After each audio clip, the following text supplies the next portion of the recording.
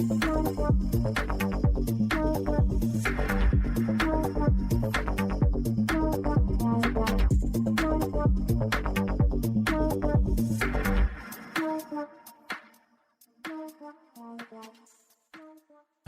and welcome to another episode of Devs on Tape. Today I have another very interesting guest I met here at Kscope. So he appeared almost immediately when I joined to the conference, and he appeared also on the same kind of explosion on social media a few months ago. So please welcome with me today Jonathan Dixon. Hello, Jonathan. Hey, Kai. It's really great to be here. Yeah. It's awesome. Glad I got you into this room here to talk to you for this episode. So yeah, I just started this or introduced this podcast with mentioning that you just appeared on social media, and you got a very, very high follower account already, just posting very interesting stuff, right? But maybe we can get a step back and get a more in-depth introduction of your life and career. Absolutely. Yeah, I can assure you it hasn't been just now. I'm quite old. So I started off in technology probably 1994 back in the UK. I worked for Oracle UK for 4 years or so, doing actually Oracle ERP implementations, doing forms, reports, all that good stuff, all the way back to Forms 2.4. I worked in the UK, like I say, for about 4 years. Got a chance to transfer over to the US about 2000, and continued to do ERP extension stuff for another 10, 15 years. I got real lucky and then started getting involved in Oracle Fusion Cloud while I was still working with Oracle Consulting. So that gave me an opportunity to look into a bunch of new technologies, because EBS, it's been pretty static technology-wise since, other than forms going from character mode to GUI mode, there's not much else has changed. So I got a chance to see more stuff in Fusion Cloud and get into more complex integrations architecture, all that good stuff. And then I left Oracle. After 18 years, I was at Oracle total. And I went to work with a group of guys, a smaller company. And that's where I got into Apex. So they had just heard about Apex themselves. They had hired me to do EBS extensions, still the same old stuff. It was about a mile from where I lived, and I wanted to stop traveling at Oracle. Mm-hmm. So they got into Apex. I was walking by somebody's desk one day, and I saw somebody playing with Apex. They didn't really know it too well, but I saw it, and I immediately sort of was drawn towards it, tried to learn a little bit about it. Where is it sitting? Is it in the database? How does it all work? And pretty quickly, I made an association. Well, a lot of our EBS customers, they had Oracle database with EBS. Apex was no additional fee for the database, and it gave me the opportunity to get a bit more creative, because in the ERP extension world, especially EBS, doing Oracle forms and reports, there's not much room for creativity or going outside of the box, or it's a very rigid structure for what you can do to extend an EBS application or what you're supposed to do. So we started playing around with using Apex to do extensions to EBS. In many ways, it was a ton easier than having to be constrained by some other stuff you had to do in the EBS space. And I just loved it. I don't think I touched another formal report. Maybe 2 months after that, I never touched another formal report. Big time into Apex. It was around 4.2, so relative latecomer compared to a lot of folks you meet around. Yeah, I started at Apex 4.2, right? Okay. So I was from the beginning using dynamic actions. So they were introduced with 4.2. Mm-hmm. But this was not the point where you started to getting active on social media, right? Oh no, we're still a long way from that. Yeah. Were you attending any community events, or did you participate in any way? So I went to a Kscope with that company. I'm going to forget how long ago that was, but it was in Seattle. It was the earlier Seattle one. So I've been to Seattle twice, but I was very under the radar. I was still a very shy EBS extension guy. So then I left that company. 2 other guys and me created a company that's doing more Apex stuff. We posted a little bit on Twitter and stuff like that. I did write a bunch of blogs. It was a company called JMJ Cloud. You can see a bunch of my blogs out there.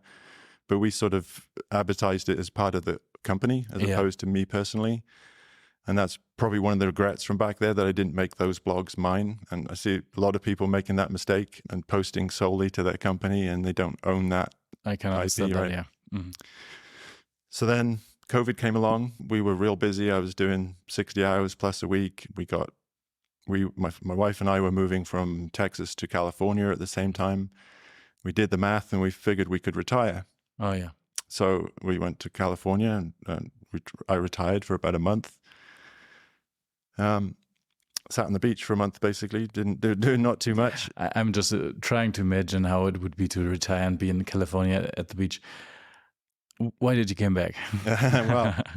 Well, in sitting at the beach, you got to know when the tide is low and when the tide is high, because when the tide's high where we were, it completely covered the whole beach, so you couldn't sit on the beach. Mm-hmm.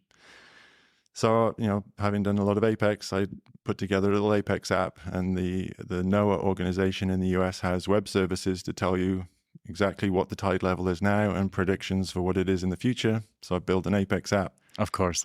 And as I'm building it, I'm thinking, wow, I'm really enjoying doing this. So I finished that app up. Still during COVID. So my wife has a sister back in Texas still, and she's trying to interact more with her niece, who's about 6 or 7 years old. And so I built a tic-tac-toe game in Apex again for those guys to play and interact. Again, loved it. Thought, why am I not doing this more? So then I started writing some blogs. Still no work yet, but then that's where I found Hashnode and started doing a whole bunch of blogs on that platform. Then I started tweeting about it and just thought, this is nice. I'm enjoying doing it. I was still learning, and I think that's probably what I missed the most from work before, was still learning and keeping my brain active. Then I reached out to a customer I'd worked with before in the UK just to do a few hours a week just to get back into it, and they were really open to it, doing that. And I kept the blogs going, and it was really just keep writing consistent blogs that I put a lot of time and effort into to getting them looking good and being proud of, and I started promoting them more because I was proud of them. That's a very, very interesting point. So how much time do you invest in doing those community contributions? I'm going to say about 8 to 10 hours per blog. Some if I know the topic really well, I can sort of knock it out in maybe 4 or 5 hours, but usually you never know a topic as well as you think you know it.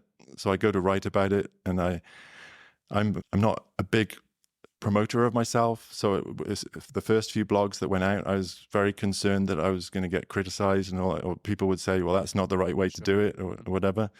So I really researched and tried to make them perfect. And over time, I've sort of dialed that back a little bit. Mm-hmm.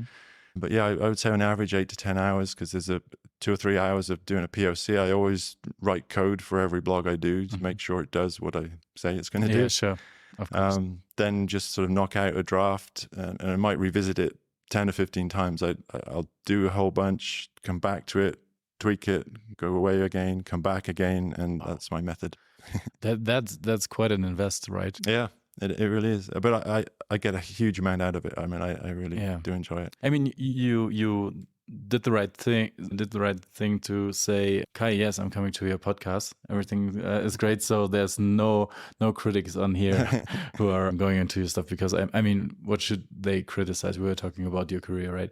Yeah. But so you created like an app. I saw that in open mic night the other night, and I was very happy to see that still people are writing such great things in Apex. So you often see like big data analytics applications and so on, but there's still some room for games. Absolutely. I love that. Yeah. Great. So you got back into Apex development, right? So you said a company was hiring you, that you are working for them. Yep. And you are back in the business and working for customers, right? Yes, I've got 2 customers right now, one in the UK, one in Canada. Can't seem to find one in the US, but that's Of course. I mean, today it's not necessary to be on the same. Right. Are then the topics you are writing about in your blogs coming out of those projects, or do you just walk around and say, hey, we should talk about petitioning right now, right? Yeah, it's a bit of both. So sometimes it's a new version of Apex, and selfishly, I want to learn it. And so while I'm learning it, I figure I'll share it, and I learn it better if it's going to be published. Like I say, I do a lot of research, so I want to make sure I know. Yeah, it's a win-win situation, right? So everyone who is presenting at conferences is doing exactly the same, right? So I would submit an abstract. It might be something I'm not already into. And yeah, then you do the research, do your job, and then you're getting an expert in it. So if I imagine I'm writing so many blog posts as you do, there must be a big bunch of knowledge in a very short amount of time. Yeah, like I say, about half are things I'm wanting to learn or pick up on, but half are based on experience and stuff that I've done before. In fact, one of my customers says, I'm really glad you do all that, because I get the advantage of that knowledge without having to pay for it, essentially, of course, because I already know it going into doing that. Yeah. And so you became an Oracle ace again, right? So you were not before, obviously, because you didn't share that much content besides the company blog. And then it got very quick that you got in the ace program, right? Yeah, it's something I actually looked at maybe 4 years ago, and I wasn't that keen on it at the time for whatever reason. I didn't pursue it. Like we were doing some blogs on a company site, but when I looked at it again a year or so ago, it seemed like it was more energized. I think they released the program, re-energized the program, and I liked what they were trying to do with it. And I wanted to get some recognition as well, because it's not all selfless giving out blogs to the community. Of course, yeah. It is nice to have a little pat on the back every so often. And so I applied myself. I didn't feel like I could reach out to somebody else to ask them. It's just my mindset. But I listed out all my blogs and all the stuff I'd done before, some of the stuff I'd done before as well. And I was fortunate enough to get accepted. Yeah. Very proud of it. I'm sure it will not take that long to see another Ace Pro. Yeah. I was, the points are based on blogs, so I'm watching those points, and I think I was 3 times over the number of points last year because of that. I mean, it does. So we are talking about the Oracle Ace program. So this might be something new for some of our listeners. So maybe I'm doing a short wrap up about the Oracle Ace program. So basically, you have to be nominated, or you nominate yourself. It's possible in the entry level. And then you list your contributions you did for the community. There are certain rules you have to follow, that those contributions are your own and not in a company context, for example. And then you're getting points for that. So right after you got the nomination done and you were accepted, you're getting an ACE Associate. Right after you're an ACE Associate, you are following some contribution rules, and you got almost everything rated or not rated. You get points for whatever thing you are contributing to the community. This could be presentations, this could be podcasting, this could be blog article, book writings, webinars, a big list of things you can do then. And then you have the possibility to just raise another level, right? Yeah. From Ace Associate to Ace Pro and then to Ace Director. And you're collecting the points, and there are certain rules that have to be followed that you can reach another level. So what broke my neck was the time I am Ace Pro, because not Ace Pro, Ace Associate, because I went out of the program. My daughter was born 3.5 years ago, and I got an Oracle alumni, Ace alumni. Back then it was called alumni. And then all ACE points were frozen, and I was a frozen alumni, I think, because I would have been a normal ACE, which is now a ACE Pro. And yeah, means I went out of the program, came back, was nominated again, got the ACE Associate, but had like double time points for a director already. Right. And had everything in place, but the duration of being an associate is not long enough. Right.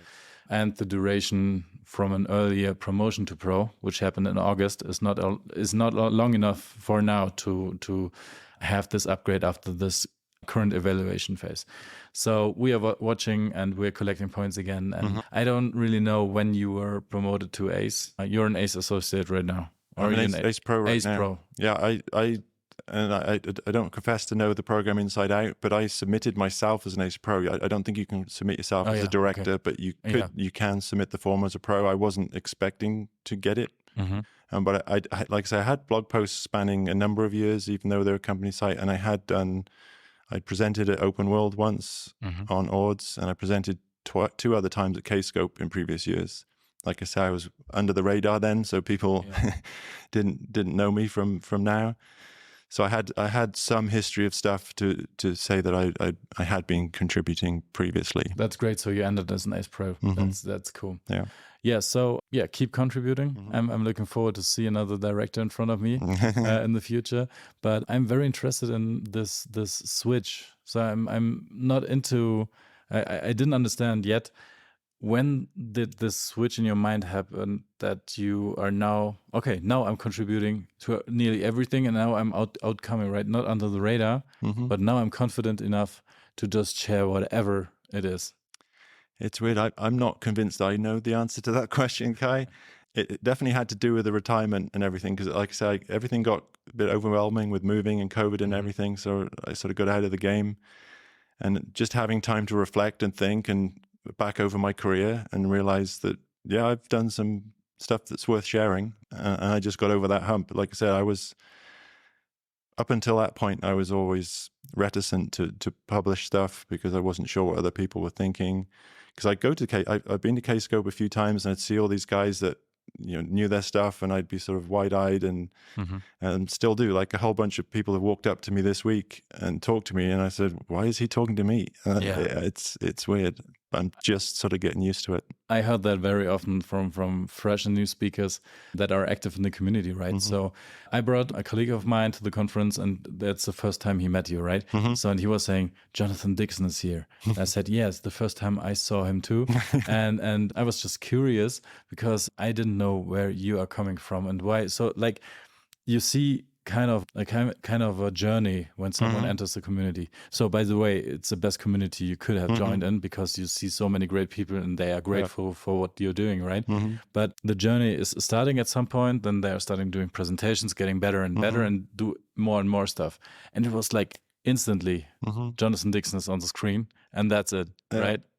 I think that the 20 odd years that went before that had a lot to do with it, because in a consulting environment, I was with Oracle Consulting for 18 years. I was super confident. I could go to a client, tell them what they needed to do, be very comfortable in my own skin and in communicating what I think needed to be done, and be clear and passionate about it.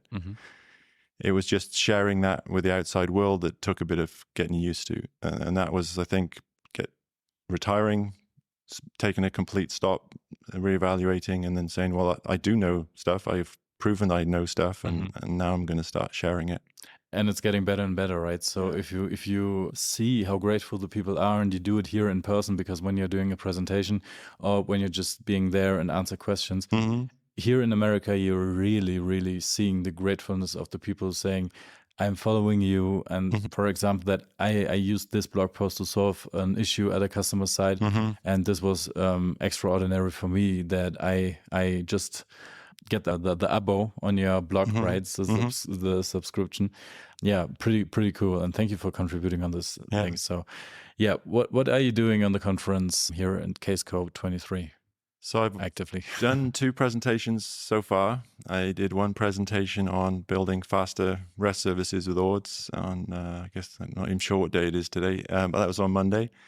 And then this morning I did one on integrating Office 365 services with Apex. So I have a bunch of customers who want to do that kind of stuff, and I've done it a few times. So that was one of the ones where I drew on knowledge from actual implementations.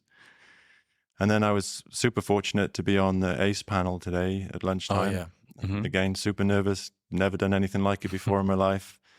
But I was up there with some great guys, and they really made me feel comfortable. And like I say, the community's so friendly, so approachable. It was awesome. And now you have like a better picture of who's following you, right? Yes, so, you see the people. Yeah, you have a great feeling sitting there answering questions, and you see the gratefulness again from the people sitting in the audience. Exactly. The next time when you're publishing or contributing something to the community, you know who the people are you're contributing to. And now you know that in Europe it's almost the same. So inside the company I'm working for, Jonathan Dixon is a name, right? Because they said, I don't know where he's coming from, but I like the blog posts and so on. So very widespread, exactly the thing. What do you think is the mystery or the big tip to be such a successful social media? I would just say not startup, no, like starting social media and being like successful from minute one?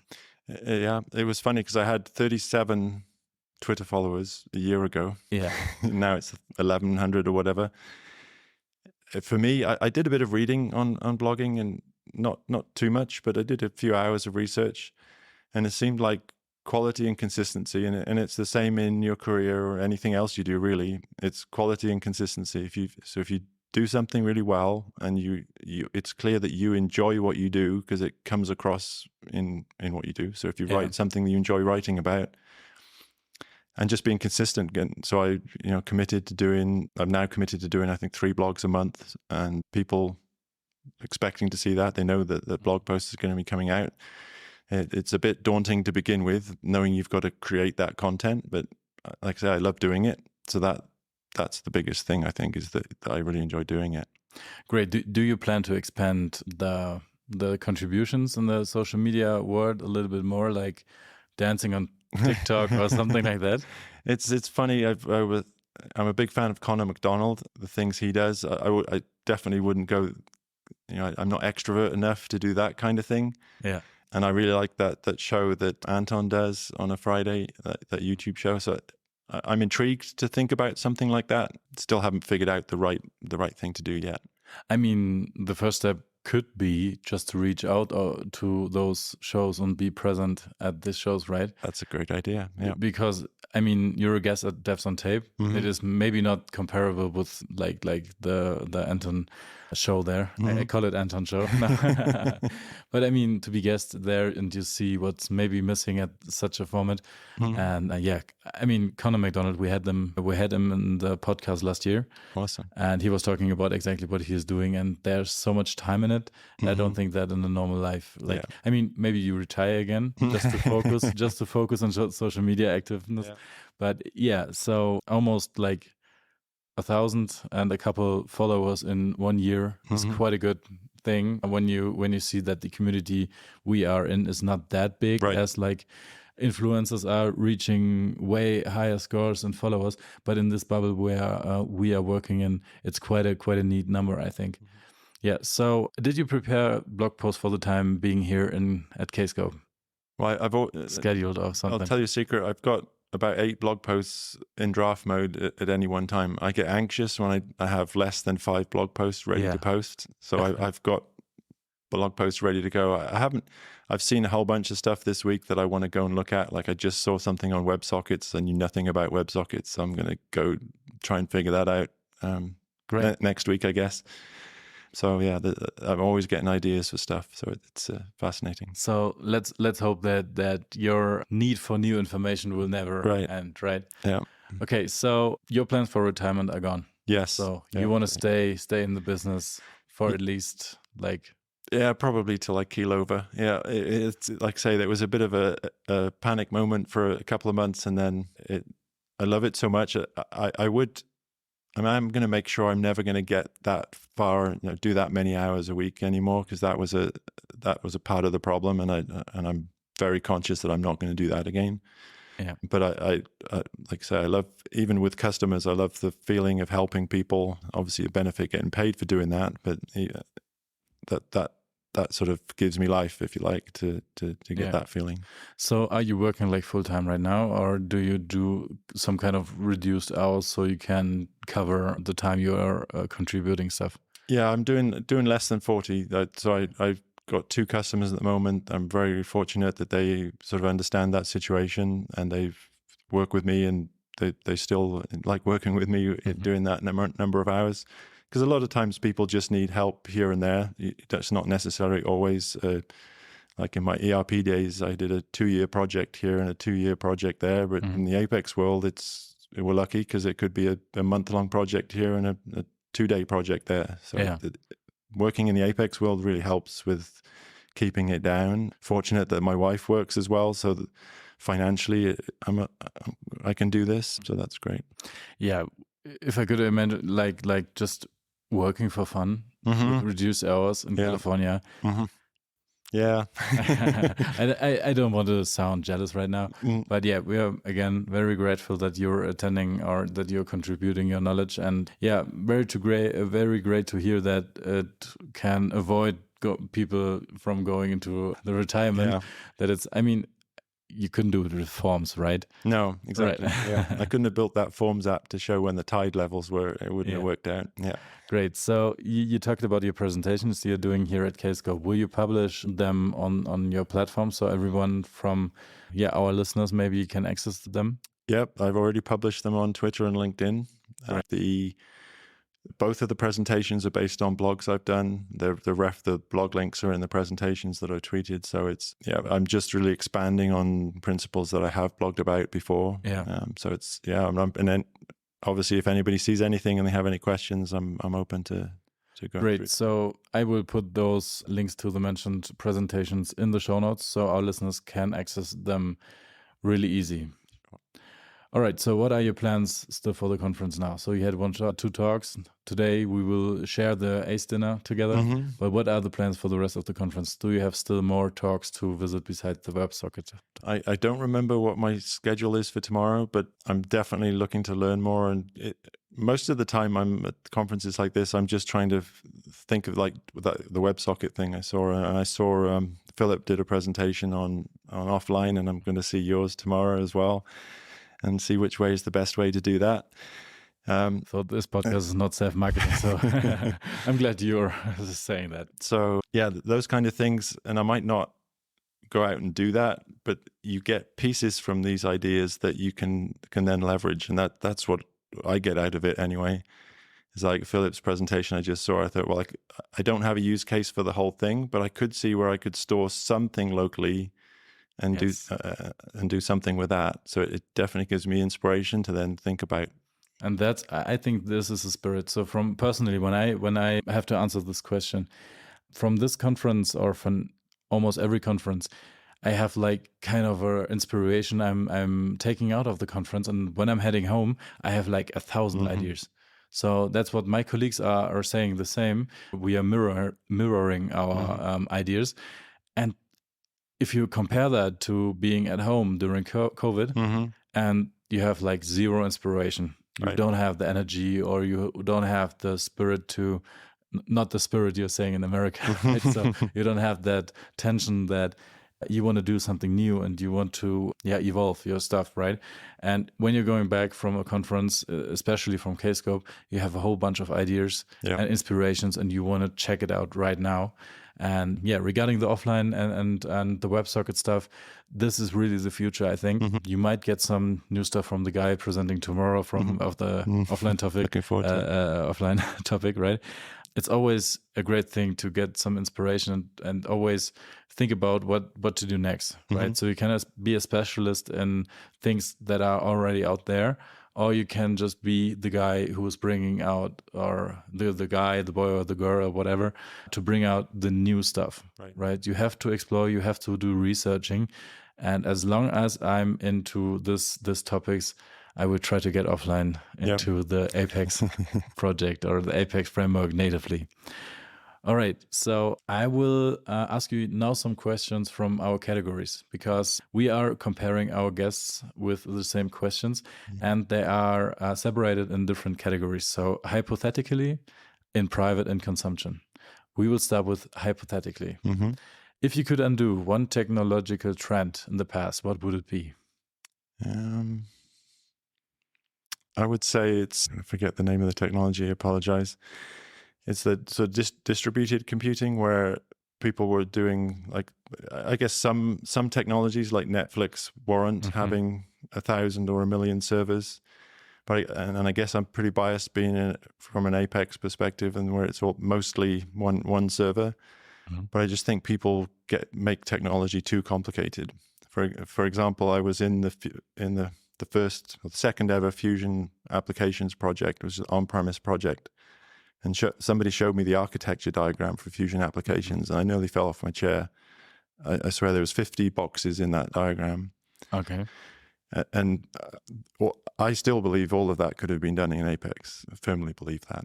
So. Yeah, it could be compared to Kubernetes, right? Yeah. Or any modern microservice technology. Microservices. So, microservices. Yeah. I was guessing either it was microservices or Kubernetes. So I read about that, and I heard that I think Amazon went back from a Yes. microservice structure back to a monolith. And it was like a couple of times faster to make it like this. I think you don't do it over complex, but I think there are a couple of learnings, right? Yeah, complexity is I guess that's the word I would have used, to get rid of complex technology where it's not necessary. It's great. So exactly the opposite of that. Hypothetically, what would you like to invent or create in the technology sector? I'm very, aside from Apex, I'm very interested in integrations. So I'd like to create something that makes integrations easier. I've had some thoughts about building, I do a lot of stuff, like I say, a quarter of my blog posts are about ORDs, about building some integration technology with ORDs, because again, on the complexity side, I find too many customers are using Oracle Integration Cloud when they don't really need it. If you have Apex and ORDs, you essentially have an integration platform. So I'd be interested in building something that could make that a bit more formal for small to medium-sized companies. So this sounds not like a concrete plan, right? Yeah. It's not hypothetically. It's what's in your queue. Yeah, I actually had a use case for it at a customer a few years ago, and I've been thinking about it more recently since then. So no, I think you could just reach out to the community. Because if you don't want to do it all by yourself, I know how much work you can put in this. As you can see in the flows for Apex project, for example, if you open source that, you will find great people from the community helping you with that topic. That's unless you want to do it like as a paid product. But if it's just a contribution to the community, I wouldn't do it alone, because you get help from every single side, like Oracle's by themselves. So that's a great idea. Just to my 5 cents, right? Yeah. All right. Another question from this category. Hypothetically, what do you estimate will be your daily life in 10 years?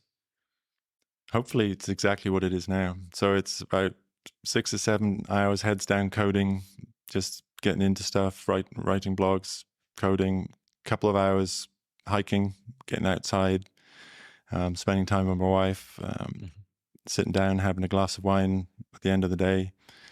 But 20,000 Twitter followers, right?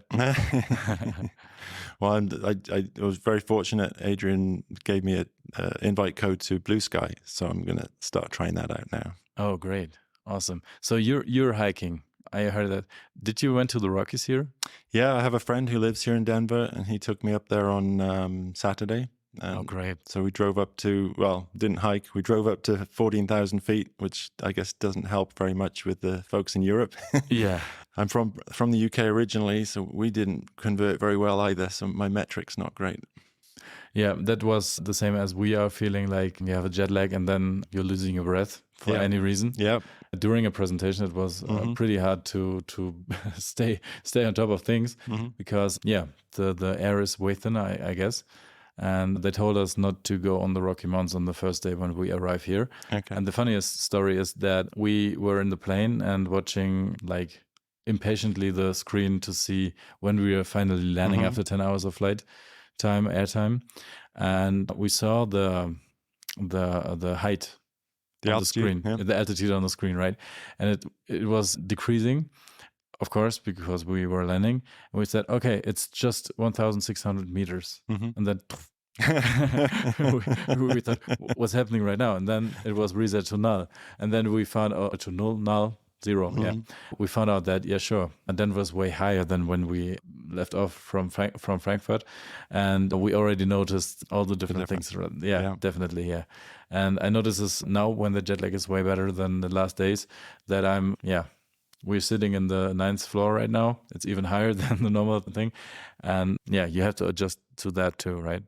Yeah, I was going to make a joke in one of my presentations when I was at 14,000 feet. I checked my watch and my heart rate was 145 standing still. And I was going to say that's the only other time when I'm standing still, my heart rate's 145 is when I'm standing in front of you guys or at 14,000 feet because I get quite nervous. You're nervous when you're presenting, right? Definitely, yeah. Today was a bit better because I was in the same room and again, I got more comfortable with the environment. But yesterday, my heart rate was up there. I was dry mouth, everything. I think this will never go away. No. And it's good that it's like that.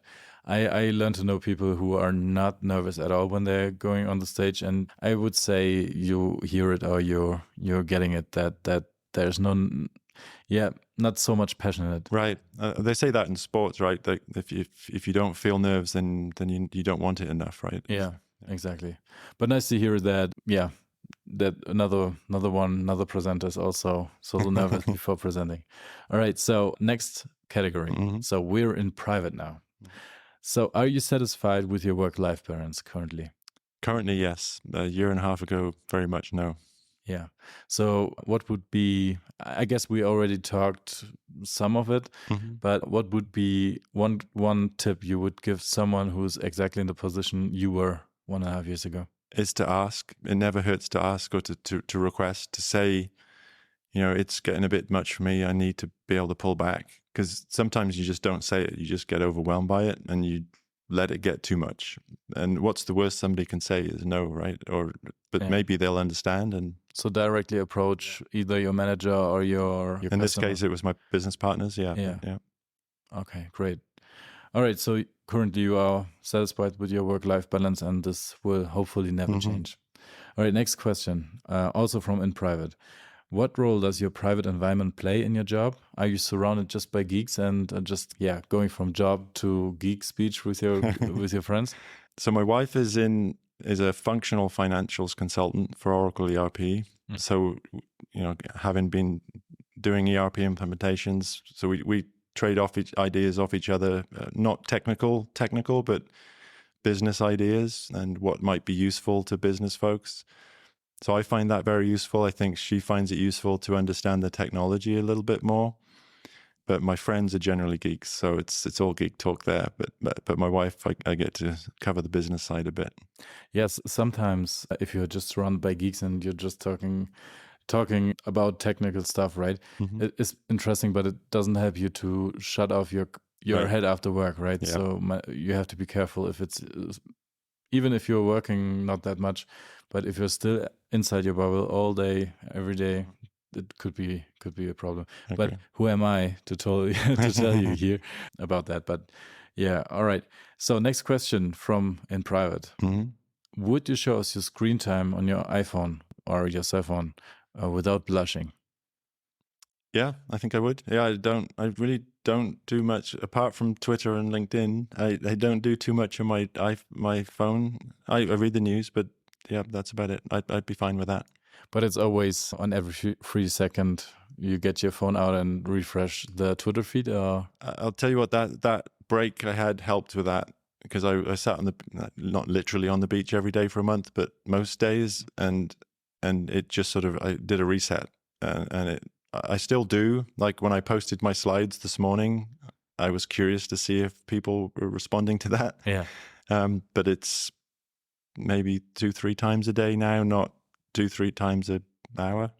I remember that like a couple of hours ago when Philip was presenting, I took a picture of the presentation and posted it on Twitter, and it doesn't take like 30 seconds to get a like from Jonathan Dixon. So I was just guessing you might be more active than you are saying right now. Oh yeah, actually, you caught me out there. At this conference, I have been looking more often. I mean, you it's the you got greatest me. way. Yeah. It's the greatest way because we are twittering on the conference in this bubble with a certain hashtag, so you can follow everything online. Right. And yeah, it's one personal thing for me to share as much as possible from the conference to get everyone on board, and even for the people who are not attending the conference to follow the stream and see what's happening right over here.